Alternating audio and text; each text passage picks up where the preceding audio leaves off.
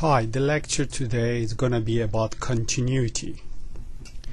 The idea of continuity in simple terms is what you see when a function can be drawn without you taking your hand off the paper. Okay, that is a very intuitive approach to continuity. We want to go ahead and learn about it in more detail. So first thing we are going to learn is the continuity of a function at a point. We are going to give a definition using the concept of limits and explain what continuity means in that case. To understand this thing better, we have to go and look at the other side of the coin, which is the idea of discontinuity. What does it mean for a function to be discontinuous? Typically, a function has a break in it or has asymptotes in it, vertical asymptotes, and that makes it discontinuous. Next, we might go ahead and take a look at one-sided continuity. We usually like to approach a point within the graph of a function from both sides, but every now and then a function might just naturally terminate at a certain point, at which time you can only approach it from one side. So we are going to talk about one-sided continuity. Next, we are going to look at continuity on an interval. That is in contrast with continuity at a point. Continuity of a function over an entire interval simply means at every single point of it, it is continuous. Next, item 5 we are going to talk about is continuous operations with continuous functions. What does that mean? Well, suppose by this stage you have understood that, say, function x and function x squared are continuous functions. If you add them, you are going to get another function that is also continuous. So addition is an example of an operation. It's a continuous operation. If you start with two functions and then you add them, end result will be another continuous function. That's a way of building a whole bag full of various continuous functions. You just apply various operations to them and you create new functions.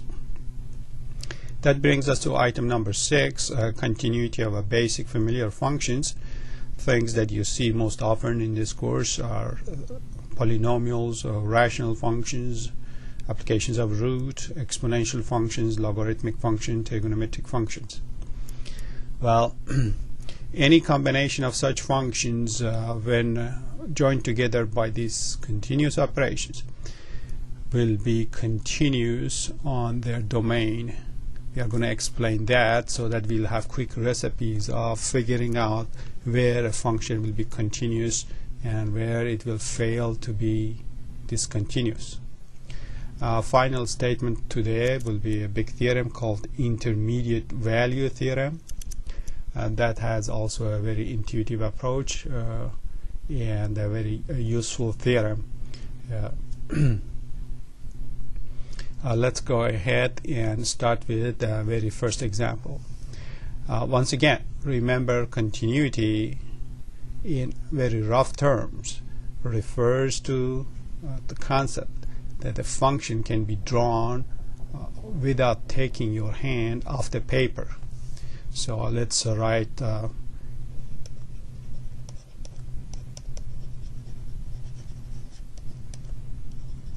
continuity in simple terms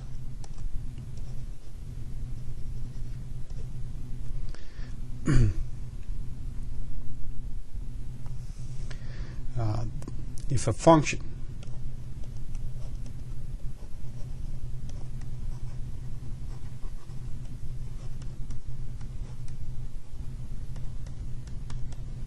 the graph of a function can be drawn without taking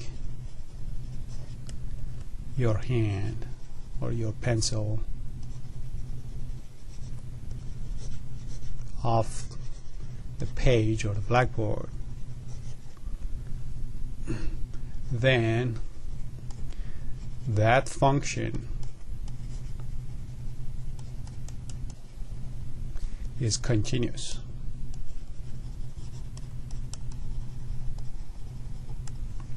Of course, whenever we say in simple terms, that's just a red flag that we need to clean up our act if we want to be serious about what we are doing. But it's always good to start with a rough idea and have that in the back of our head in case we get lost in all the philosophical remarks here. So what's the official definition? Here, suppose I have a function f of x. So consider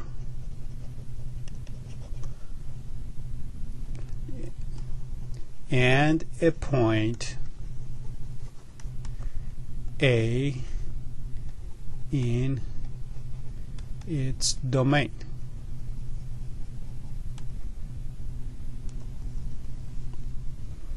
So the function is defined at the point A. A is part of its domain. If limit of f of x as x approaches A is the same as f of A, then we say f is continuous at A. So what does this mean? Well, it requires a picture to explain. Here we go ahead and draw a generic function. Suppose here's my function y is equal to f of x. Here's my axis x and y. And here's my point A.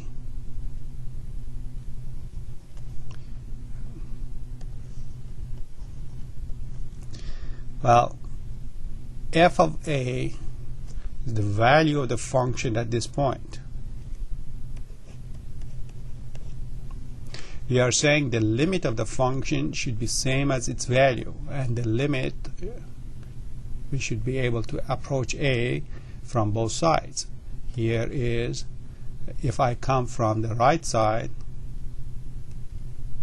so I say limit of f of x as x approaches A from right hand side, I reach the same point. If I come from the left hand side, same story, is the limit of f of x as x approaches A from the left hand side. And if I come from the middle, meaning just go ahead and directly evaluate the function at A itself,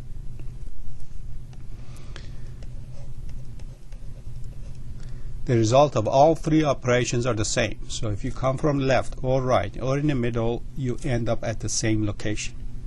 That means that's the definition of continuity at a single point. Now, what does it mean for a function not to be continuous? First of all, if it is not continuous, we say it is discontinuous. So here's the next definition. If f is not continuous,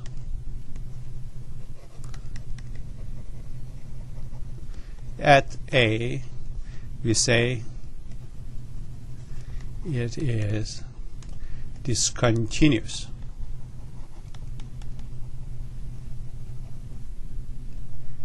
At A. Well, how can a function become discontinuous? So long as any part of this either doesn't exist or the equalities don't hold, it will automatically become discontinuous. So if you don't have this limit, or you don't have that limit, or the limits do not agree, or if the limits agree, they don't agree with the value of the function. If anything here breaks down, you call the function discontinuous. Let's go ahead and draw some examples of discontinuous functions. So next item that we are going to talk about here, so this is item 2, we are going to talk about types of discontinuity.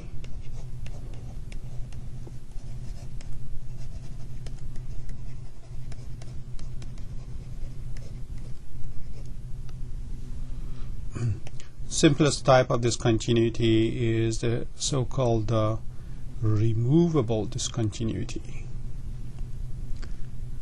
That's a least harmful type of a discontinuity you might be encountering. If a function just going somewhere, and for some reason somebody just clipped off a point from it and continued, so that empty circle means the point is either not there, is not defined there, or if it is defined, it's defined somewhere else. So perhaps the value of the function somewhere else. So if this is the point A,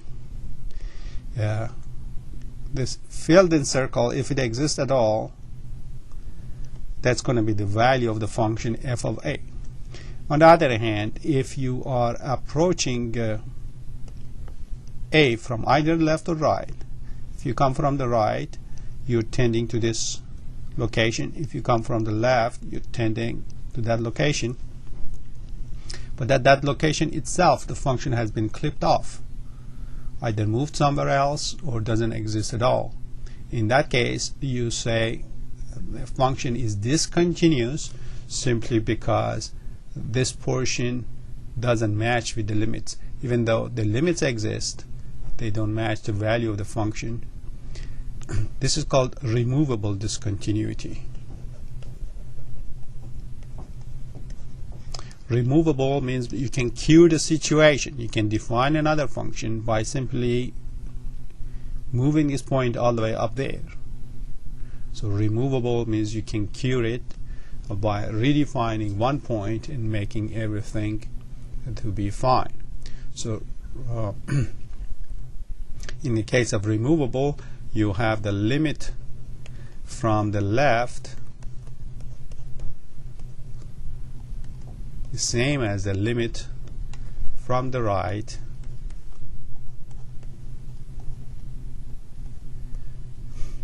but they don't match the value of the function. Either this doesn't exist or it's somewhere else. And to cure it, you simply redefine your function, define something else, and then you will have a continuous function. Here the situation in that next example is going to be a bit more serious. For example, I might have a function looking like this.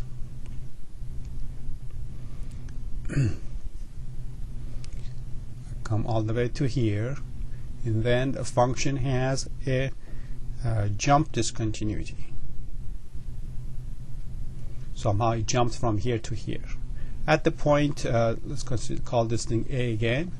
At A, the function might be defined at this point or over there or somewhere else. It does not help the situation at all to make it continue. So this is an example of a jump discontinuity.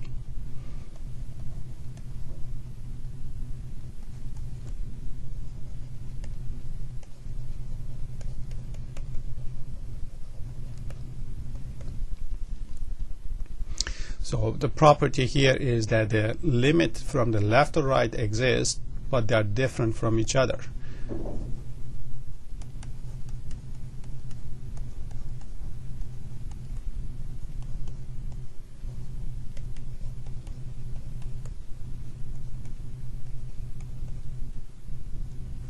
Now, there is no simple cure to this. There is not a definition of one point that's going to make these two match up. Another kind of discontinuity can happen when the limit itself, limit either from left or right, do not exist. So here is a function. What's another way of limit not existing? Well, one of them is to go to infinity. So if you have a function that has a vertical asymptote, so if at the point A itself you have a vertical asymptote, we talked about these things a couple of lectures ago. So in this case, limit of the function as x approaches to A is either plus or minus infinity, one of the two. In this case we have an infinite discontinuity. So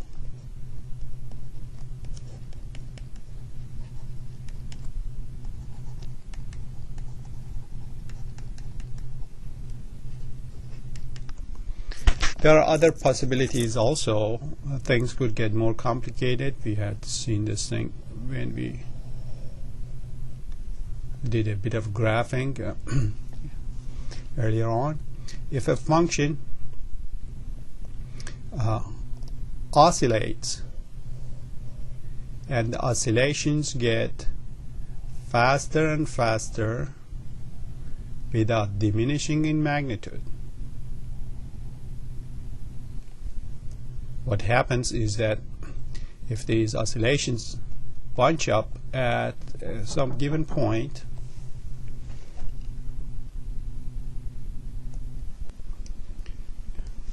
okay, I had a little bit of interruption, so let me see if we can continue here. We have an example of discontinuity caused by oscillation. So this is limit of f of x as x approaches a is not defined,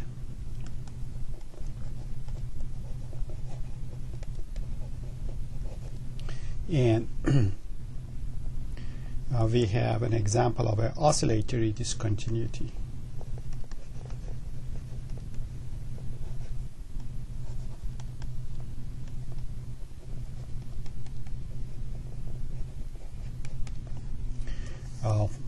There may or may not be another oscillation going on the other side.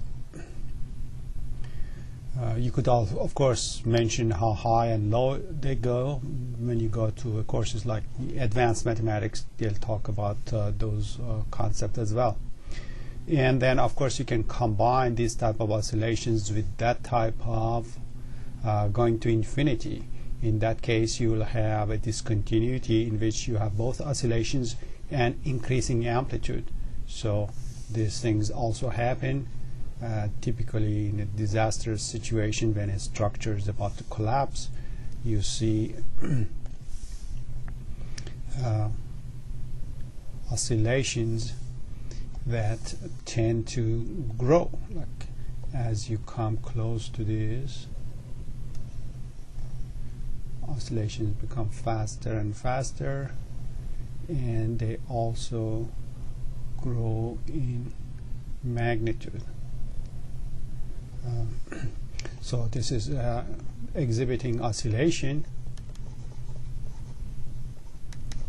with unbounded amplitude.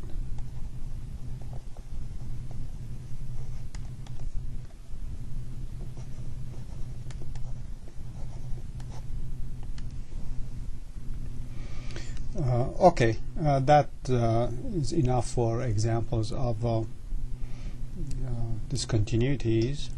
Let's go ahead and just mention where is it that you see specifically, how do you detect discontinuities. So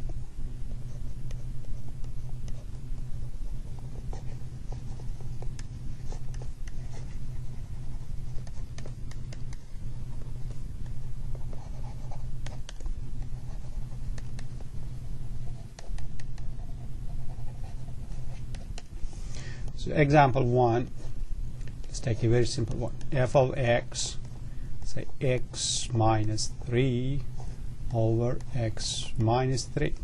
It's a very peculiar looking function. Your tendency would be to say, okay, I just cancel them out.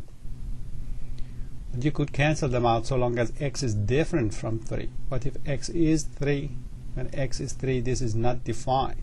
So if I were to ask you to graph this function, the function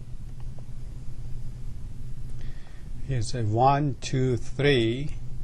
With the exception of this point, at x equal to 3, everywhere else that function is perfectly defined and it's always 1. What about x equal to 3? Well, at x equal to 3, this formula is not applicable. So we have to leave an empty circle in that location. That's a bit of an unsatisfactory situation. That's why we call it a removable discontinuity. That is, it's easy to go ahead and define another function by simply filling in this point and be done with it. So this is an example of a removable discontinuity. You could simply fix it. Another example of discontinuity is a very famous function called the greatest integer function, written with this peculiar notation, kind of a double bracket. It's called the greatest integer function.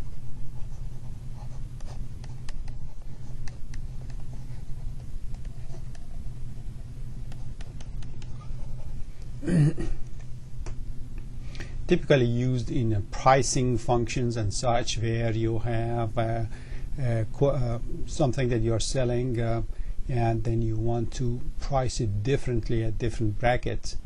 Let me go ahead and give an explanation of what this function is. Given a number, we are just going to extract largest whole number that is in it, and that is going to be the value of the function. So for example, if I have say 2.3, the greatest integer portion of this thing is just 2. Just do away with the fractional part. It's not like your regular rounding. We are just throwing away that fractional part regardless of how big it is. So for 2.7 here, we still have 2. If you had started at 2, you end up at 2, no problem there. So anything from 2 up to 3, but not including 3, will collapse back to same number 2. We need to be a bit more specific as to what we say. Here's the official definition. Largest integer function of x is the largest integer. Integer means numbers like -5, -4, -3, -2, -1, 0, 1, 2, 3, 4, 5, 6, etc. These are called integers. The largest integer that is less than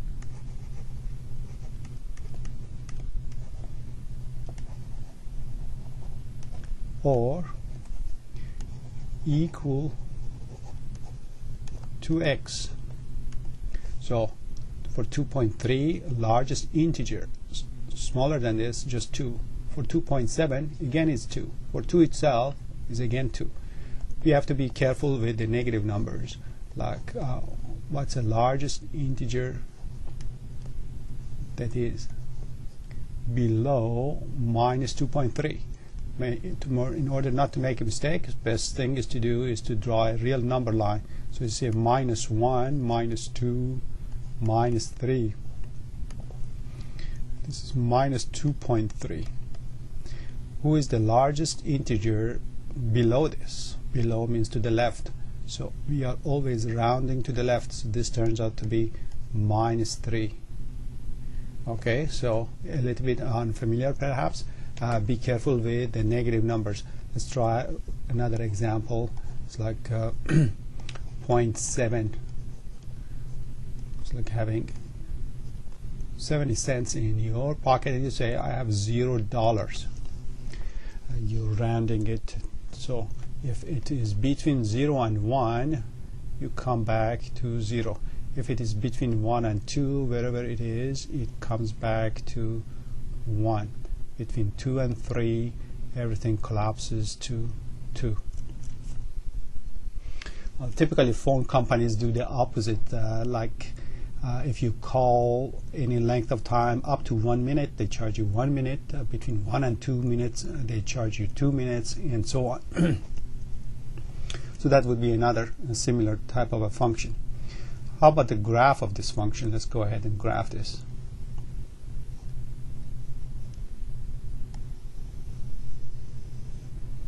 So here's my x-axis.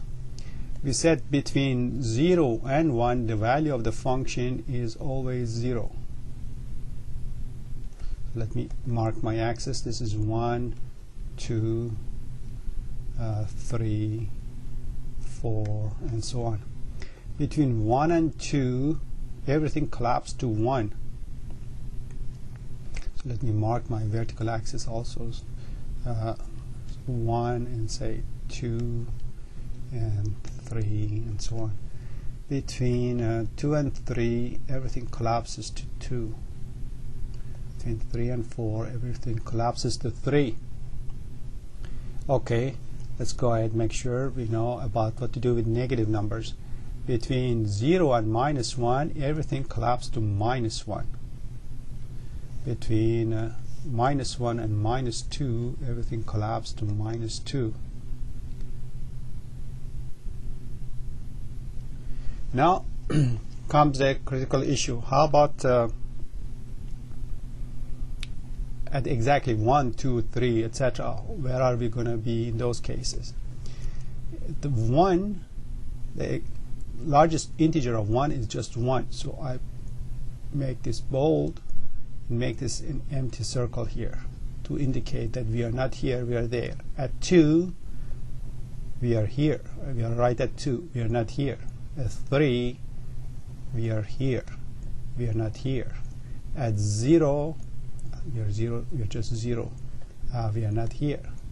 At -1, that's where we are. We are not here, and so on. So you see this particular pattern is looking like a staircase going up. This is the graph of this famous function used in many examples and elsewhere. So this is a graph of y is equal to. Okay, we talked a lot about it. How about the continuity or discontinuity of this function? It is continuous at any fractional number, 2.5, 2.6, etc. It is a nice stretch. At any whole number, it is discontinuous. So we can say that this particular function is discontinuous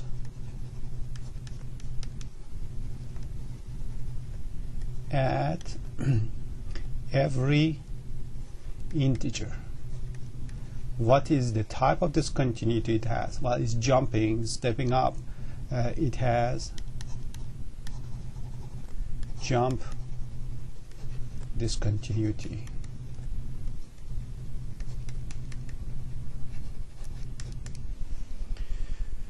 Okay, and you have seen other examples of functions with jump discontinuities. Typically, here's another example.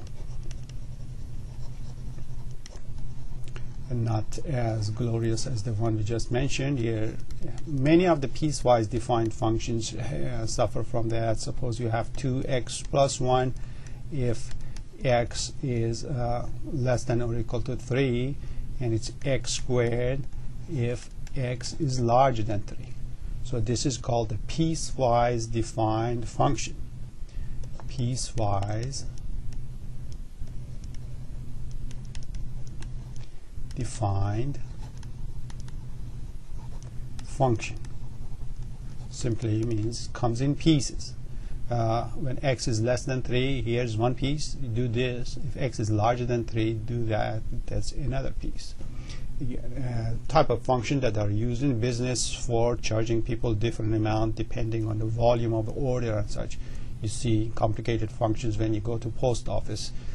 They have all this ways of calculating how much you're supposed to pay depending on the weight of your package and so on. Well, the thing to check first is just at the split points. like between at 3, from to the left of 3 and to the right of 3, perhaps something is going on. You have to check. Like at 3, this one ends at 7, and this one starts at 9. So there is obvious jump discontinuity if you attempt to graph this function. I recommend that you go ahead and graph it and look at the jump discontinuity. What was the other kind of a discontinuity we talked about? So we talked about removable jump discontinuities inside the greatest integer function and inside the piecewise defined functions. Infinity, well, we have seen that one before. So example, next example would be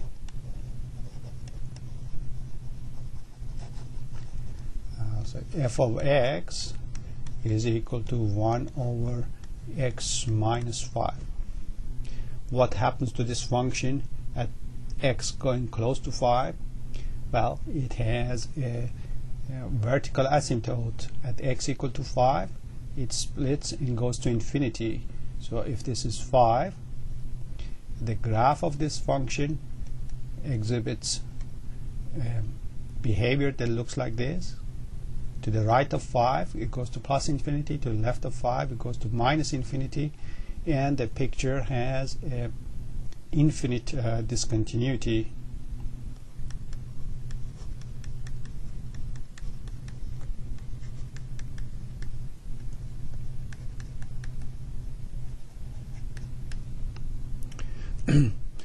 What's a recipe for quickly finding infinite discontinuities? Here we can write it for rational functions.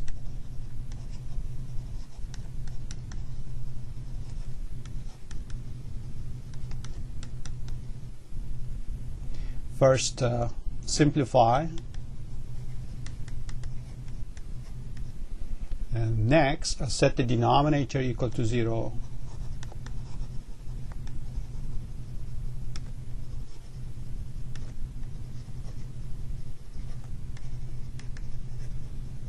To find points of discontinuity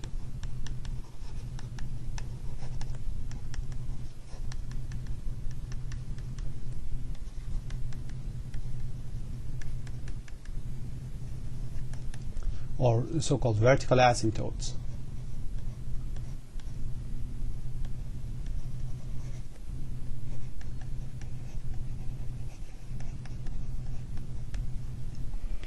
Okay, I quickly went over this simplification issue, but just keep in mind that if you're dealing with something like this, x equal to 3 is not a vertical asymptote.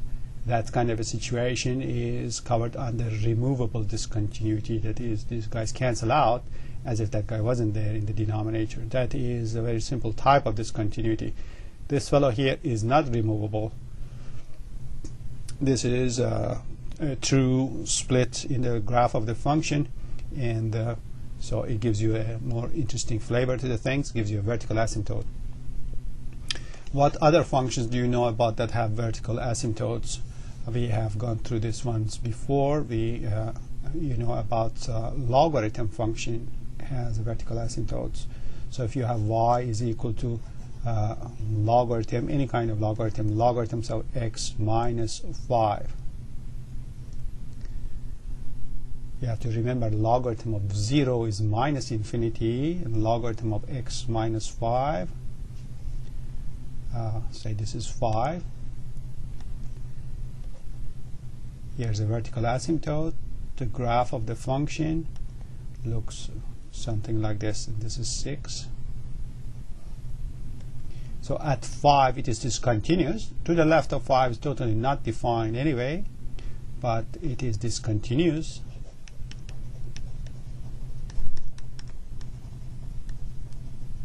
At x equal to 5. And the reason for discontinuity is it goes to infinity, becomes minus infinite.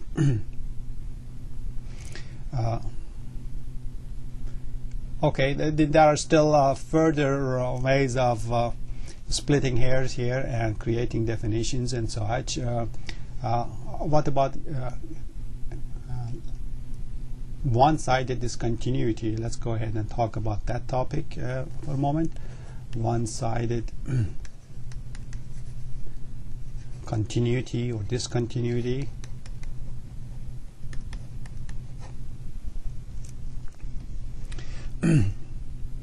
Here, question is, what if you had a picture that perhaps was terminated naturally or unnaturally at some point? Suppose you had like a half a circle like this. Obviously, in between we have a continuous function from year to year. There are no splits and such. At issue is that what would you call these endpoints? Is that a point of continuity or discontinuity? Well, you could say it's discontinuous because simply there is nothing on this side. But in this text, we are going to insist on a one-sided continuity. Not a very important topic. If from one side you do approach to the value of the function, you can call your function continuous. That is, you can say starting at this left point, whatever it is, the function is continuous all the way to the right point. So this kind of a function in your text is referred to as continuous over the whole interval. So if this was, say, beginning at 2 and this is ending at, say, 6, I can say this equation that gives rise to this picture is continuous from 2 to 6. At this point, it is having the property of one-sided continuity, and again at 6 it has a one-sided continuity, as opposed to a point in between where you could approach it from both sides. You could approach from left, I could approach from right, and in the middle, all of them pointing to the same location. The problem at 2 and 6 is that from one side there is nothing to use as your approach. So that might give some pause to somebody, and here our resolution is just to define it as a type of one-sided continuity. So just a fine technicality. We might move on to the next issue. The next issue is continuity on an interval.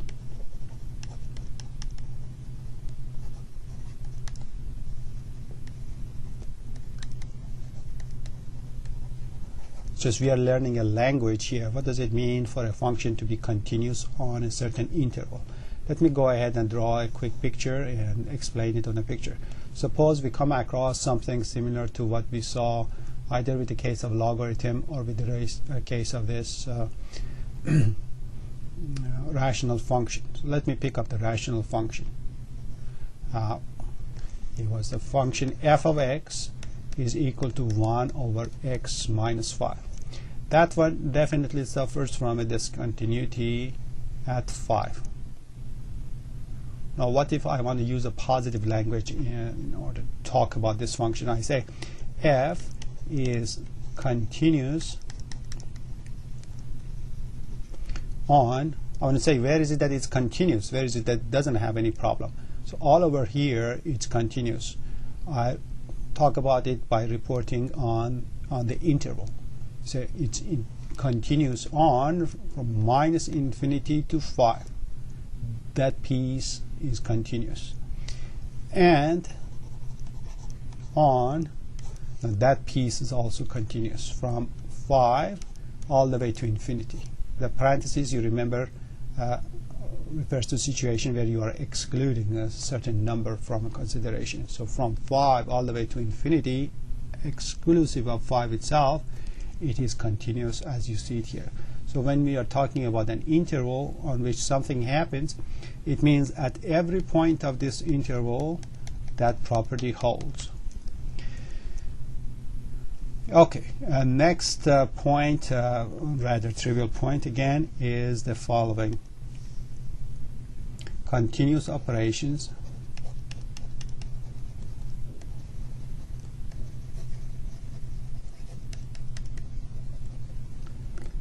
with continuous functions.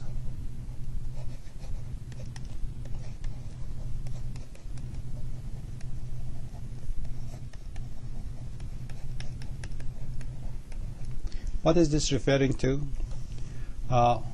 Suppose you have a bunch of continuous functions. Say I have a function f of x is equal to 2x plus 1. Graph of it, you know, is a straight line. There is nothing discontinuous about it. A very nice function. Here's another function, g of x, say 3x squared. That's also another, let me throw in something else also, say plus 1. That is another function that you know it is continuous. The graph of it just like a parabola. There are no breaks in it. If you have already investigated two functions and you know that each of them is continuous, what if you go ahead and build some other function out of these two? What would the case of that one would be? Is that continuous? What is these operations we are talking about here refers to our basic operations. What are the basic operations? If I have a function and I have another function, I can think about addition of these two functions. What does it mean to add two functions? Just what you think naturally, just adding these two. That is, you are taking, let me write it first.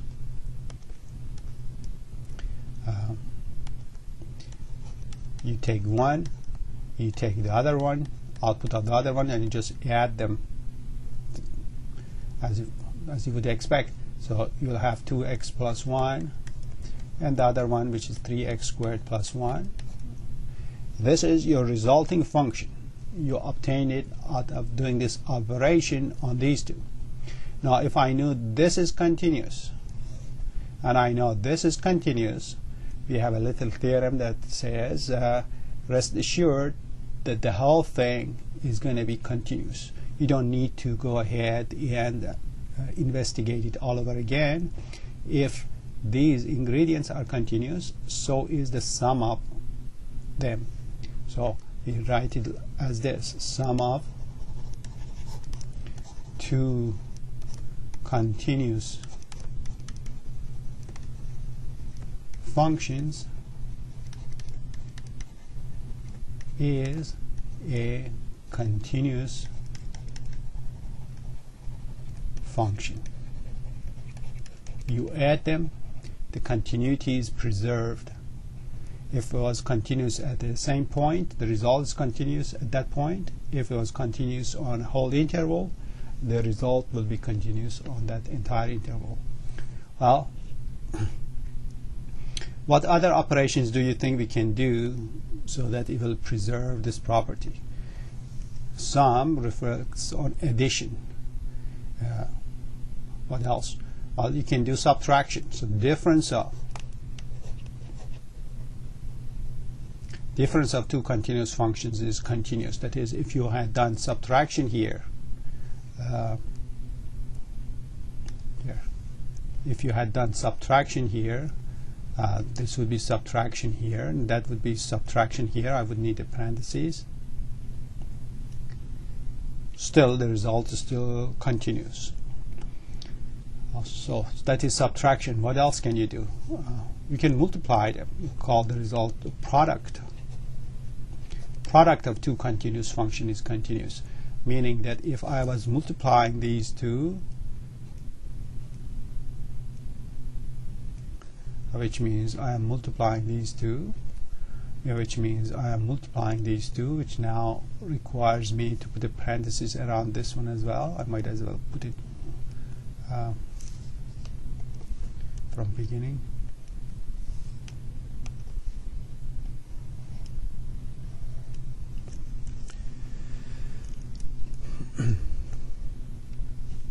So product of two continuous functions, what you get from multiplying them, is still continuous. For the others, we have to be a bit more careful. How about if I divide them? So that is a quotient of two continuous functions. Quotient of two continuous functions. Let's just go ahead and look at it a bit carefully. What's the deal with quotient that we need extra care? You remember the issue of division by 0. You have to stay clear of that.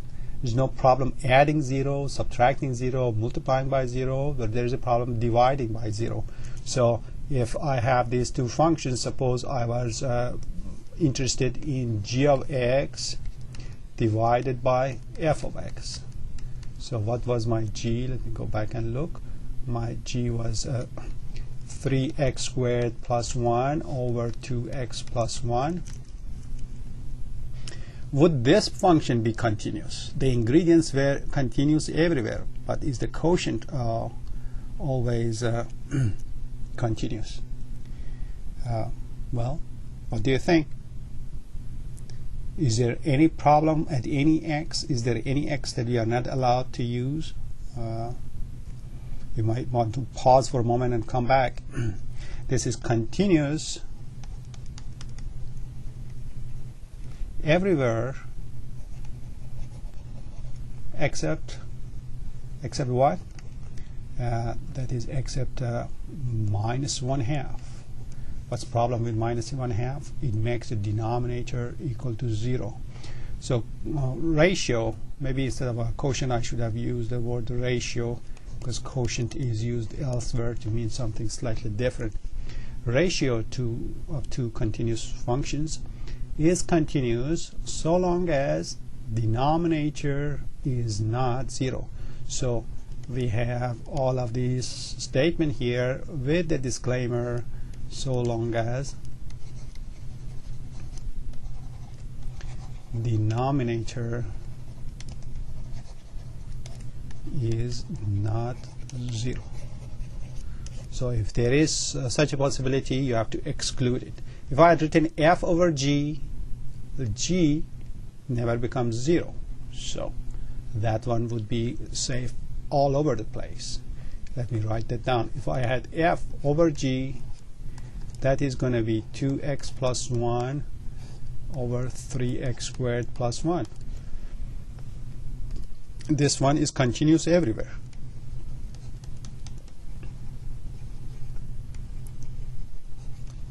I don't need to make an exception because the denominator never becomes 0. So you have to watch out for that. You know, you have the case of exponentiation as well, like taking one, raising it to the power of the other one. A little bit more advanced, but so long as the two functions are continuous, their result is still continuous. With the exception, again, you cannot take a 0 and raise it to a negative exponent. So for example, if I had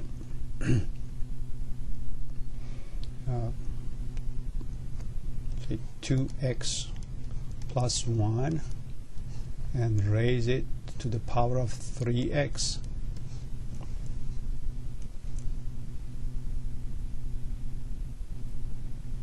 we have to watch out for taking a negative, taking a quantity that is 0 and raising it to a negative exponent.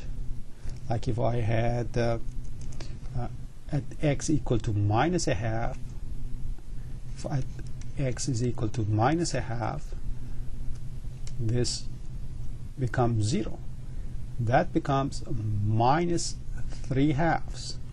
If I am raising something to a negative exponent, that means my quantity has to be in the denominator.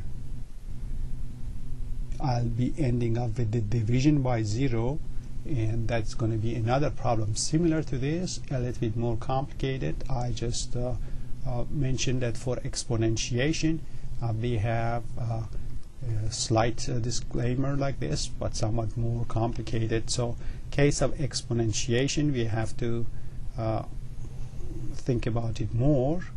Let me just make a remark here. Exponentiation, I gave an example here, 3x, not same as that, just to illustrate certain point. Just use this. So here would have made final answer would have been 0 to the power of minus 3/2. What's the problem with that? You know, negative exponent means you have to write it in the denominator. Now 0 to the power of 3/2 is just 0, but 1 over 0 is undefined. So for exponentiation, if the base becomes 0, you got to make sure that the exponent is not a negative number. So that was a little bit more advanced. The next item is also a bit advanced, which is the following. It's the idea of composition.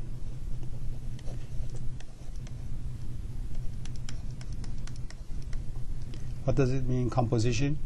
Do you remember that we talked about g of f of x? Composition of two functions. What does that mean? Is you take an x, pass it to f, you take the whole thing, and the whole thing is going to be passed to g. So for example, in our case, where f of x was 2x plus 1, and g of x was 3x squared plus 1, then here what is meant by this symbol, g of f of x, means g of, now f of x is just 2x plus 1, and what I have to do is to use that instead of the input of g. Here's the input of g. Replace that purple mark with this one. So my next step will be to take 3 multiplied by square of that.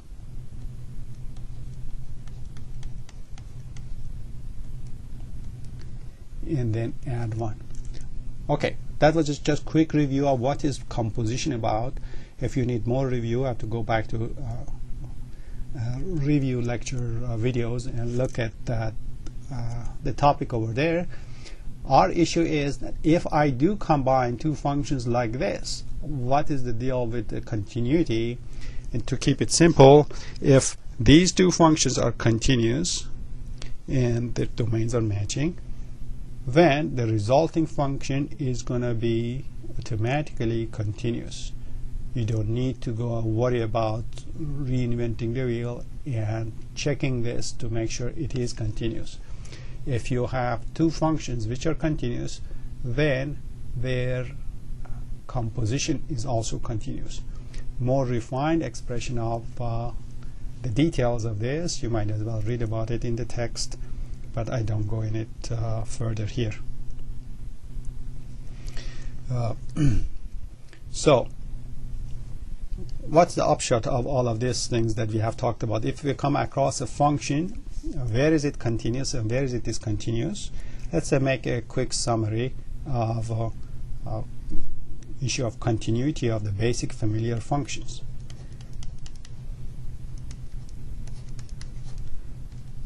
Continuity issues for our functions that we use on everyday basis for basic or for familiar functions.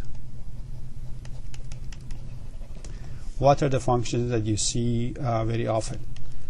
Type A will be polynomials. Polynomials are what you find by taking an x, raising it to natural numbers and adding and subtracting. So 5x cubed minus 7x squared plus 1. That is an example of a polynomial. All exponents are positive whole numbers.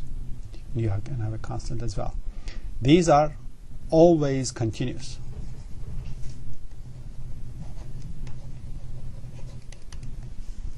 Part B, type B, rational function.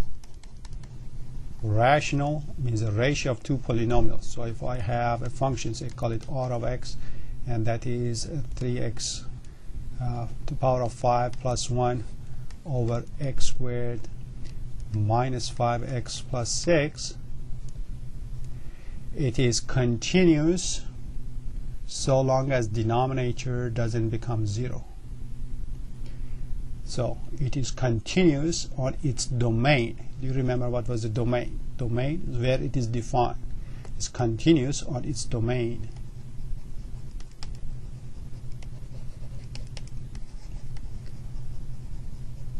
Who is the domain? Anything in this problem? Can you tell me quickly what's the domain? 2 and 3 are excluded from the domain. Here we can say that these are the points of discontinuity. The new name for this, these are points of discontinuity. Another name for it was the location of vertical asymptotes. So depending on what is it that you emphasize, these values get to be they show up in different contexts. Now that is a theme that is going to run through all the functions that we study. All the functions you know about, the basic functions, they are all continuous on their domain. So for example, root, if I have a function, let's call it f of x is equal to radical to x minus 4. What's the domain of it? X is larger than 4. Where is it continuous? Exactly same as its domain. Wherever it is defined, it is continuous right there. This function is continuous on its domain. So that is nice to know that wherever we defined it, it is continuous at that. We left this thing rather vague. What do you mean basic? Familiar? Well, who is not so basic and not so familiar? We went through one of these things. Remember which function it was? Not so basic. Here, greatest integer function. Its domain is the entire x-axis, but it's going to miss the mark at every whole number. At every whole number, it's actually discontinuous. So it's with a bit of a ambiguity that we are making this kind of a phrase here, basic familiar functions. So we have to actually really list them: polynomials, rational functions, roots, the exponential functions. So if I have f of x is equal to 2 to the power of x, this is continuous everywhere, and its domain is everywhere. Type E. Who else we have? Logarithmic functions. So if I have f of x is equal to, say, logarithm of x minus 6 in base 2, what's the domain of it? Domain of it is all x is larger than 6. Where is it continuous? It so happens to be exactly the same thing. Its domain is x larger than 6. Continuous, where is it continuous? Again, when x is larger than 6. So the answers turn out to be the same. Domain is just where it is continuous. Another example here, I guess, last example, trigonometric functions. F of x is equal to secant of x. What is the domain of this? If you have a hard time with trig, you have to go and review, take a look at some of the videos, or take a look at beginning of the text, or any college algebra and trig text. It will tell you secant of x is 1 over cosine. It's going to be discontinuous, for example, 90 degrees to 70 degrees and so on. So where is the domain of it? The domain of this x, anything other than pi over 2, 3 pi over 2, any odd number times pi over 2, and it goes at plus or minus. Where is it continuous? Exactly at all x's other than these. So continuous on its domain. Wherever it exists, it is continuous. Okay, we talked enough about this one. Next item is a big theorem, highly applied, highly useful. It's called Intermediate Value Theorem.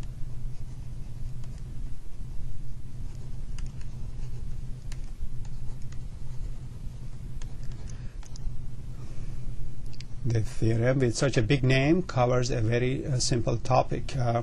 You see this line here. Let me maybe color it again. Color it with a visible here. Let me draw a line.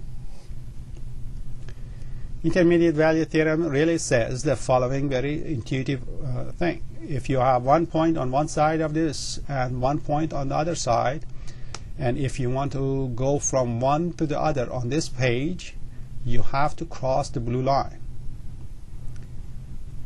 And you're probably reacting by saying you're getting paid for saying that. We are going from one side to the other side. Our claim is that there is always a crossing point. Now, how do you express that in the context of a theorem?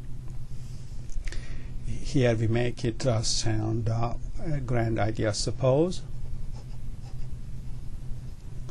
y is equal to f of x is continuous on an interval from a to b.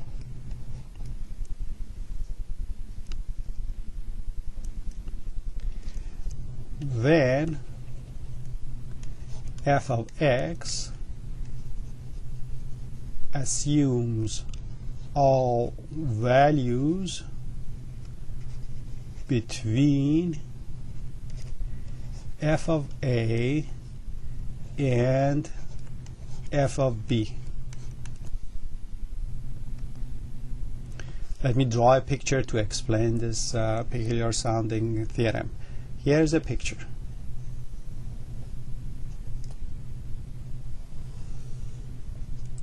Here's a function.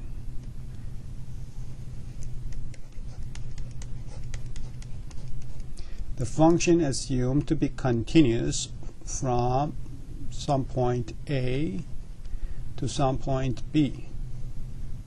Perhaps it's continuous past that also, but for whatever reason we are just looking from A to B. Here is f of A. Here is f of B.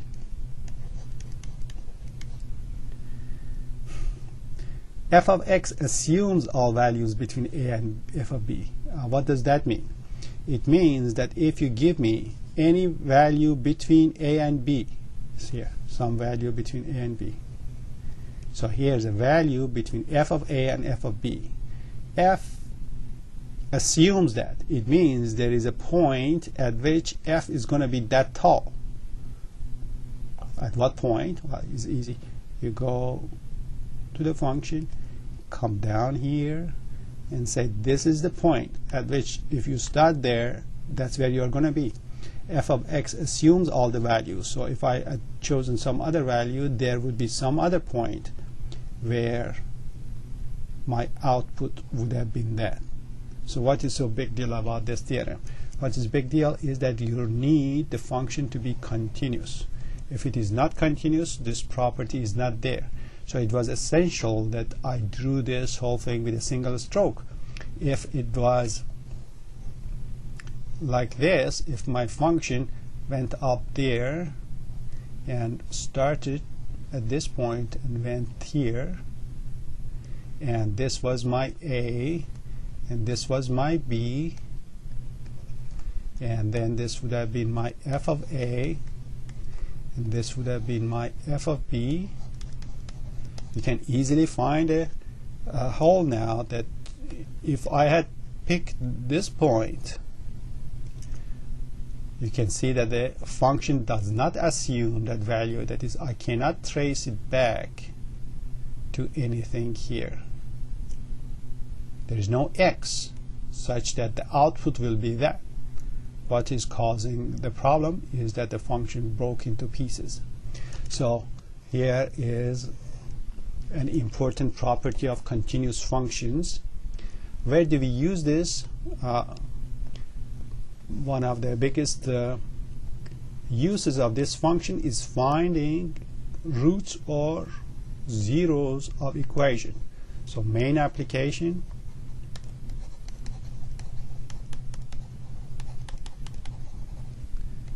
finding roots. or solutions or zeros. If I am given a function and I want to find out the root of it, so if I am given f of x and I want to know where f of x becomes 0, I'm really looking for this x-intercept. Many problems you try to figure out such a thing really exist, but perhaps you don't have an easy way of finding it. If you want to convince yourself that that thing is really out there, it would be sufficient if you find a point at which the function is negative. If you find another point at which the function is positive, so here the function is positive, we are up here, and here the function is negative, we are down here. If I know the function is continuous, if it wants to go from negative to positive, somewhere in between it has to become 0. So I know that there has to be a root between this and that. You are going to see several examples of this in the problems, and this is going to be a crucial issue for those of you going toward either pure math or certain areas of applied math. Okay, you go ahead and practice the questions on this section. Again, we had a mix of a lot of philosophical issues, definitions, with a couple of application issues. In the next section, we are going to be back to familiar territory of doing a lot of algebra and doing things that perhaps suits you better than a lot of talking as we are doing right here. So you do the exercises, and I'll see you in the next class. Good luck and God bless.